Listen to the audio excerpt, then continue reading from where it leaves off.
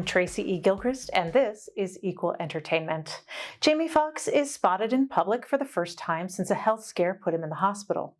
The video posted by TMZ shows Foxx smiling and waving to fans from a boat along the Chicago River. TMZ first reported the multi-talented star's outing, and Foxx later confirmed the day out on the boat with a tweet. Foxx was hospitalized while filming a movie in Atlanta. The details of his illness have not been publicly released. It's goodbye Yellow Brick Road. Elton John is wrapping up his farewell tour in Stockholm, Sweden. John's career has spanned more than 50 years. The Farewell Yellow Brick Road tour kicked off in 2018 and was originally meant to end in 2021. But the pandemic postponed many of his shows. The tour featured more than 300 performances. More than 6 million fans turned out to see the legendary entertainer. Harry Styles is the latest artist to be hit with an object while performing. He was hit in the eye. Styles was performing in Vienna, Austria for his Love on Tour concert. Video shows Styles flinching in pain. Then he takes a few moments to collect himself before continuing. There is now a growing list of stars who've been hit with objects on stage, some resulting in injuries and charges. During the 90s, a serial killer targeted queer men in New York City's LGBTQ+ community. That's the focus of a new HBO documentary series, Last Call: When a Serial Killer Stalked Queer New York. The serial killer targeted queer establishments, but the 4-part series goes beyond the killer and dives into the deep prejudices of the time, the media's, and the police department's role in fueling violence. Director Anthony Corona and EP Howard Gertler say this project comes at a perfect time. We're hoping that this goes out wider to people that aren't aware of the anti-queer violence movement, that aren't aware of the queer community in general, or have biases, or have, we want this to go out as wide as it can. And I think HBO is an incredible platform. And the genre of true crime that we've sort of used as the Trojan horse to sort of get this larger anti-queer violence story in is the perfect thing to bring in a whole new crowd of people that don't know anything about this. So I'm hoping we reach a whole new audience. Yeah. It's not over. It's not like,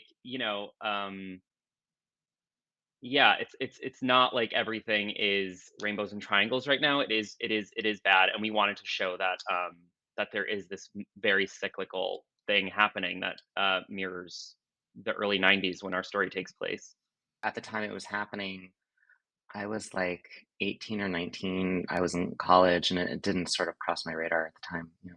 Something that really made an impact on both me and Anthony and us wanting to tell this story was that the story not only gets at the nature of anti-queer violence and where that comes from, but also what queer folks and community activists have done to counteract that violence. And the community group at the center of this is the New York City Anti-Violence Project. And it was one of many local anti-violence projects at the time and still exist. And there's like a national coalition of them as well. Off of what Anthony was just saying, in addition to what is a cyclical nature of homophobia and transphobia, especially that might come from the political sphere, we're hoping that the show also provides some sort of guidance in terms of what community activists can do in the face of that and also succeed. Last Call: When a Serial Killer Stalked Queer New York is airing now on HBO. The new Apple TV Plus series, The Crowded Room, has an A-list cast. It stars Tom Holland, Amanda Seyfried, Sasha Lane, and Emmy Rossum. Seyfried plays Raya, who has a history in psychological evaluation, and interviews Holland's character Danny, who's been arrested for a major crime. Hi, Amanda. Hi, how's it going? Going well, thank you. Thank you for chatting with me today. Well, first, I just want to ask you a little bit about Raya as this really accomplished woman at this time in our history, where she is undervalued by her peers, and what I find fascinating is that she calls it out. And I wonder, would you talk a little bit about that aspect of her character? I think one of the things that I was attracted to in Raya was that she didn't really have any patience for bullshit, and she also knew she understood her value, and wasn't afraid of that. Keeping preventing her from having opportunities, even though it did. She just didn't. She pushed it, and it was like I know people like that. Even in this day and age, it's still that's ingrained in a lot of industries, and it's tricky. And she didn't let that trickiness get in the way of what she wanted to do. And I love it. I love this character so much. She's very upfront and honest about the mess of her life. She's aware of it, and she's dealing with it the best way she can, and she's trying her, and she's very ambitious, and it's not a bad thing. And she ends up, coming around to the fact that like she can have more of a balance. It's possible to get more of a balance and to be more present with her son, which is the priority. But she doesn't really figure that out until she's gotten somewhere with Danny. Right. And that relationship is essential to both of them, because they end up saving each other in a really big way by the end of the show. But yeah, I love her because she's outspoken and she's just not afraid to lose, I love that. No, she's incredible.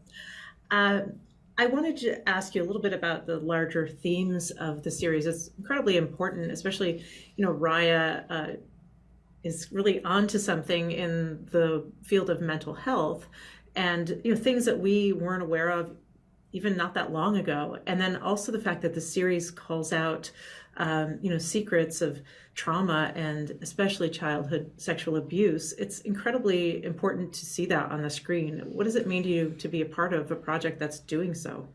I think that's another thing that attracted me to it. It feels really important, and it feels like nobody's got the balls to do it.